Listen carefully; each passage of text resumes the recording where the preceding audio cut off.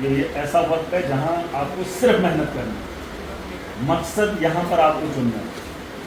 जो इस वक्त के हालात हैं वो चीज़ आपका मकसद नहीं है, वो चीज़ें लाइफ में आगे मिलेंगी आपको, लेकिन जो टारगेट आपको सेट करना है वो आपको, ठीक है।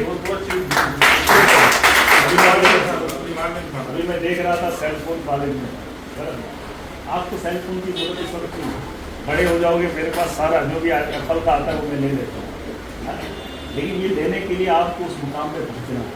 इस वक्त घर वालों से झगड़ कर रिचार्ज किसी दोस्त से कराओगे, ये अच्छी बात नहीं। मोबाइल इस वक्त आपका मकसद नहीं, इस वक्त टारगेट आपका है तालीम हासिल करके आपको आगे क्या करना, और ज़िंदगी में मकसद आज बना लो। आज नहीं बनाओगे फिर गलियों में देखोगे कोई रेडी पे होगा, कोई और किसी धंधे में होगा, और वो आज धंधा भी नहीं होने देगा, ठीक है। तो इसलिए जैसे मैं देख रहा था, मैं आपकी क्लासेस कॉलेज में हम भी पढ़े हैं, लेकिन हमको समझाने वाला था कोई नहीं था, लेकिन यहाँ हम समझना नहीं चाहते थे, लेकिन आज मुझे खुशी है कि मैं किसी के काम आ रहा हूँ। आपका वक्त आज है, कल तुम्हारा बेहतर, ठीक है। इसी को टारगेट बनाना चाहिए। असल में 80 साल हो गए अपने देश को आज़ाद हुए, और ये चनाब है, दरियाई चनाब जो इस वक्त बह रहा है अपने उस उरूज पे है, शबाब में है, और ये इसकी दीवार है, और ये मैंने कॉलेज दिखाया है।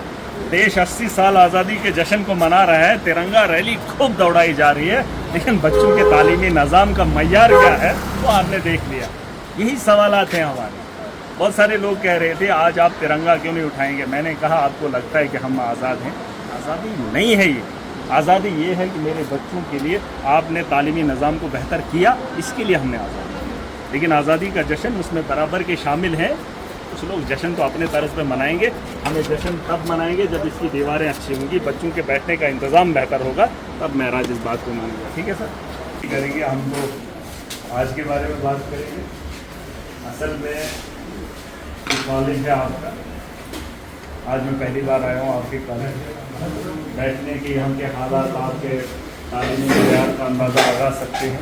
इस यहाँ के हालात, यहाँ पे खाली सारे सब्जेक्ट ले पाते हैं यहाँ पे, मतलब जो आप नहीं पढ़ पाते हैं इससे, या आज नहीं मैं बात कह रहा हूँ जो आप नहीं पढ़ पाते, वही क्लास आपकी पहले से खाली रहती है, कहीं कमी वगैरह है कोई जिसमें लेक्चरर्स की कमी है, वो हमें मंगवाए सर। मैं वो नहीं कह रहा हूँ, मैं दिलाने के लिए भी बात कर सकता हूँ, आप यहाँ विजिट भी कर रहा हूँ। मैं इसलिए नहीं कह रहा हूँ कि आप बोलेंगे नहीं सारी चीज़ें हो रही कमियाँ होंगी, वो भी हम सुनना चाहते हैं। मैं वही कह रहा हूँ जो कमियाँ हैं वो भी हम सुनेंगे, क्या जी वो हम भी करेंगे, हम बिल्कुल बिल्कुल करेंगे। अब आपको ये नहीं बताना है कि हम सब पढ़ रहे हैं, ऐसा भी नहीं है। जो कमियाँ हैं वो बताओगे तो हम उस पर काम भी करेंगे। अब आप बोलोगे सब ठीक है तो फिर क्या? नहीं सर, हम आपसे मांगेंगे, हमने मांगने के लिए जाना था।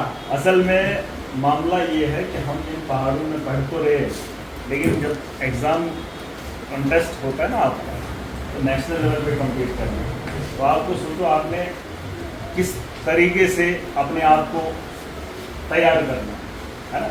तो यहाँ के जो हमारे स्टाफ हैं उनको भी आपको कितना कुछ करना है, लेकिन बच्चों को अपना इंटरेस्ट होना चाहिए। तो आपको अपना इंटरेस्ट, आपको इंटरेस्ट है पढ़ने का तो ही पढ़ पाओगे। यहाँ पे बैठ के भी इंसान यहाँ नहीं होता है ना, ठीक है।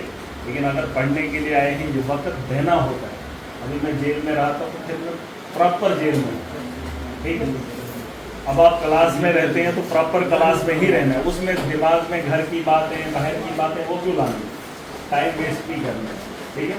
अब ये हालात ही ऐसे, हमारी बदकिस्मती है कि हमारे पास इतना बड़ा इंफ्रास्ट्रक्चर नहीं है, जहाँ डिजिटल होना चाहिए था नहीं है, लेकिन आप लोगों ने डिमांड भी नहीं करी, हमने भी ध्यान नहीं दिया, उसके लिए हम भी कर लेंगे, लेकिन कोशिश पूरी करेंगे। अभी मैं रास्ते से आ रहा था, ऊपर से रह रही थी, इसलिए यहाँ से आया। Thank you. मुझे पता ही नहीं था ये कॉलेज भाई, आने का बड़ा मन था, लेकिन आज तो रास्ते चलते चलते आप लोगों से मुलाकात होगी, ठीक है। बाकी कोशिश करिए, ये आपके उस्ताद हैं और ये वक्त लौट के नहीं आए। इस भरम में कभी मत रहना कि हम ठाकरे कॉलेज में जा रहे हैं, सुबह घर के काम छोड़ के घर वाले भेज रहे हैं ना। ज़िंदगी में जब पीछे देखोगे ना मुड़ के, तो बहुत पछताओगे। ये ऐसा वक्त है जहाँ आपको सिर्फ मेहनत करनी है, मकसद यहाँ पर आपको चुनना है। जो इस वक्त के हालात हैं वो चीज़ आपका मकसद नहीं है, वो चीज़ें लाइफ में आगे मिलेंगी आपको, लेकिन जो टारगेट आपको सेट करना है वो आपको, ठीक है। बहुत अच्छी डिमांड था। अभी मैं देख रहा था सेल फोन कॉलेज में, आपको सेल फोन की जरूरत इस वक्त नहीं है। बड़े हो जाओगे मेरे पास सारा जो भी एप्पल का आता है वो मैं ले लेता हूँ, लेकिन ये लेने के लिए आपको उस मुकाम पे पहुँचना। इस वक्त घर वालों से झगड़ कर रिचार्ज किसी दोस्त से कराओगे ये अच्छी बात नहीं। मोबाइल इस वक्त आपका मकसद नहीं है। इस वक्त टारगेट आपका है तालीम हासिल करके आपको आगे क्या करना, और ज़िंदगी में मकसद आज बना लो। आज नहीं बनाओगे फिर सदियों में देखोगे कोई रेडी पे होगा, कोई और किसी धंधे में होगा, और वो आज भी धंधा भी नहीं होने देगा।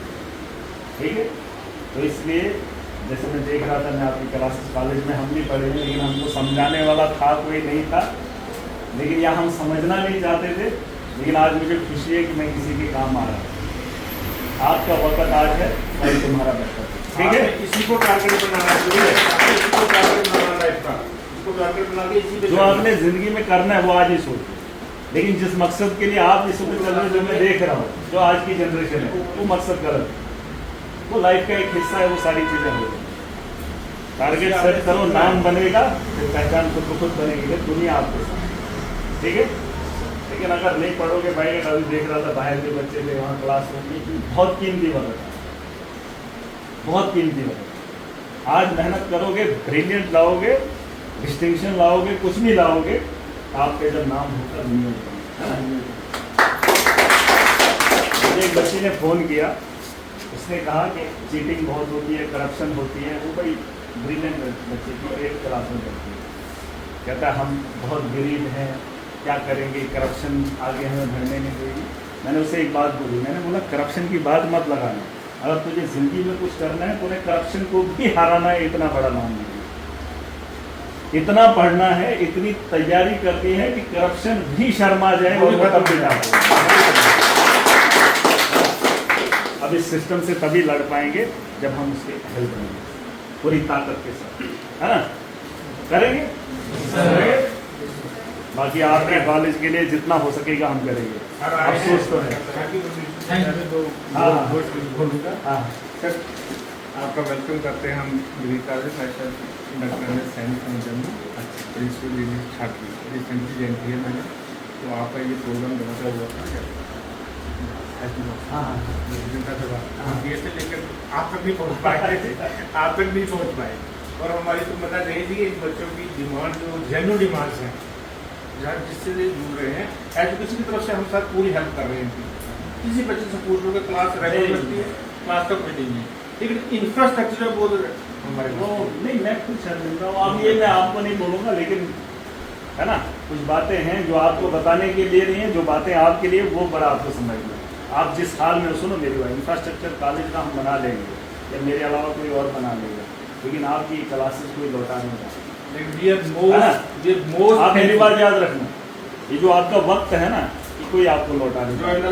हम कॉलेज की बेहतरीन से बेहतरीन बिल्डिंगें बना कर देंगे आपके बैठने, आपके लिए नहीं, जो बच्चे आने कल में आए, लेकिन आपको इसी हाल में इतना बड़ा और अच्छा करना पड़ेगा कि आपको देश के बच्चों से मोटिवेशनल लेक्चर आपने से भी एक ठीक है, महराज मलिक बन के निकल सकता है, समझिए ना बात। हमसे बेहतर, जैसा सर ने कहा, हमसे आप में से भी कुछ छुपा होगा जो इनके कैलिबर को लेके चलेगा, आप भी कल को महराज। ऐसा नहीं है, ऐसा हमसे बेहतर, हाँ, हमसे बेहतर बन, हमने तो कुछ चीजें हैं, कमियां हैं, कुछ ना कुछ ठीक है, करना है ना।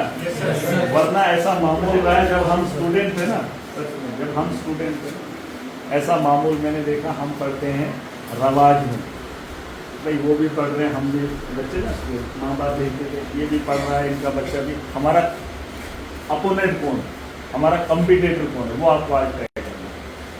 आप किसके मुकाबले में खड़ा होना चाहिए।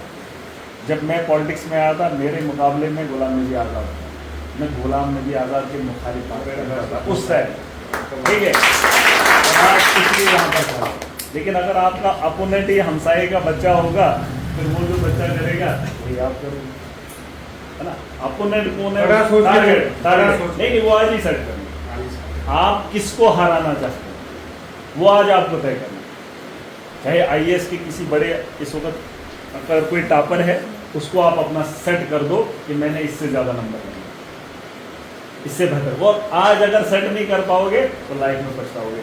जब मैं पॉलिटिक्स में आया था फर्स्ट मेरा जो अपोनेंट था गुलाम नबी आज़ाद, ठीक है, तब दुनिया उसके साथ थी, मैं एक अकेला था। वो वर्ल्ड फिगर थी उस टाइम, और मैं उसके मुखालिफ था। दुनिया कहती थी कहाँ वो और कहाँ तू, मुझे ये ताने सुनने को मिलते थे, लेकिन मेरा टारगेट था, अचीव नहीं हुआ अभी, लेकिन मकसद मेरा मुखालिफ, आप समझ सकते हो, अपोनेंट है ना।